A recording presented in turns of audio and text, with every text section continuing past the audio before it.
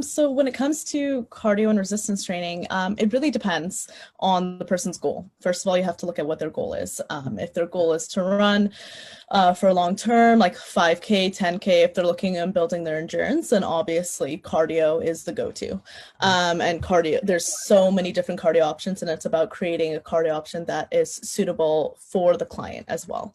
You want to make sure they're enjoying it, they're loving it, because if it's not something that's sustainable for them and it's not something that they're appreciating and loving to do, they're not going to stick to it. So you got to find that.